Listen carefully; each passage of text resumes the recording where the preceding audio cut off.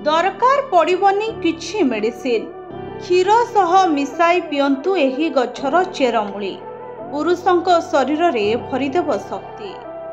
आम चारिपाखरे अनेक गछ एवं उद्भिद अछि जहा औषधीय गुण रे परिपूर्ण।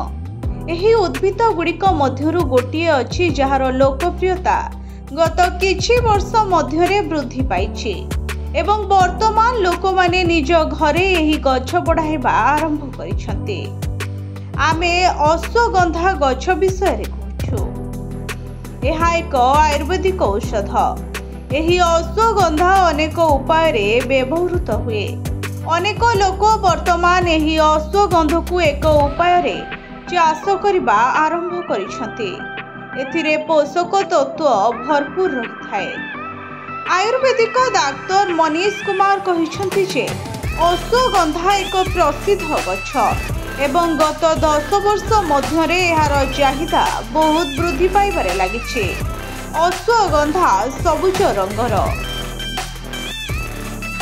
एहा 1 ରୁ 1.5 फुट पर्यंत गछ। एहार फूल हालुका कमला रंगर।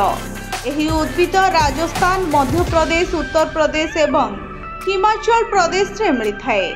एहा बाजार रे 50 ରୁ 70 टंका पर्यंत उपलब्ध। लोक माने एही परी व्यवहार करते। एही अश्वगंधा अनेक उपाय रे सेवन करा जाय पारे। सेथिरे एहार पत्र सुखा जाय पाउडर आकारे व्यवहृत हुए। एहा व्यतीत एहार तेल मध्य बाहर करी व्यवहार करा जाय। एहार तेल शरीर को बहुत आराम देइथाए। एहाकू वर्ष सारा खाई परिबे। एही अश्वगंधा क्षीर सहित खाइबा द्वारा सानदार लाभ हुए। तेबे अश्वगंधा खाइबा द्वारा अनेक लाभ मध्य होइथाए। एगुड़िकरे एहा शरीर रे शक्ति बढ़ाई थाए। गंठी जंत्रणारू मध्य आराम प्रदान करिथाए। एहा रक्तचाप को मध्य नियंत्रण करिथाए। एहा चाप को मध्य दूर करिथाए।